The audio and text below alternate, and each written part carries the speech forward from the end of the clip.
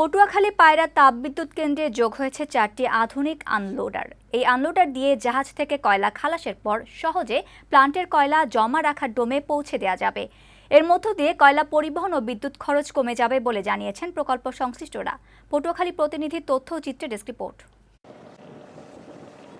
গেল 5 ফেব্রুয়ারি চীনের জাহাজ শিনচেন ওশান 4টি গ্র্যাবশিপ আনলোডার নিয়ে পায়রা তাপবিদ্যুৎ কেন্দ্রের জেটিতে ভেড়ে 32 মিটার দৈর্ঘ্য এবং 48 মিটার উচ্চতার গ্র্যাবগুলো জেটিতে স্থাপন করা হবে।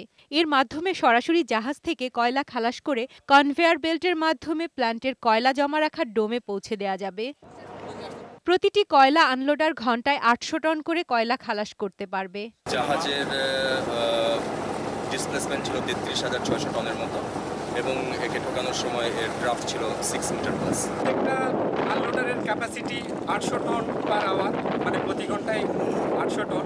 সেই হিসাবে 4টা আনলোডারের ক্ষমতা দাঁড়ায় 3,200 টন। এটা হচ্ছে বাংলাদেশের প্রথম, তো আমরা জাতি হিসেবে গর্ব করতে পারি যে আমরা এগিয়ে যাচ্ছি। প্রকল্প সংশ্লিষ্টরা জানালেন, পাওয়ার প্ল্যান্টের অর্থায়নে নির্মিত এই জেটিতে সুপারম্যাক্স, প্যানাম্যাক্স সাইজের জাহাজ থেকেও কয়লা খালাস করা সম্ভব হবে। এতে করে কয়লা পরিবহন ও বিদ্যুৎ উৎপাদনের খরচ কমবে। শিপ থেকে কোল আনলোড করে ডাইরেক্টলি কনভেয়ার বেল্টে দিয়ে দেবে, যেটা আমাদের কোল ইয়ার্ডে চলে যাবে স্টোরেজ।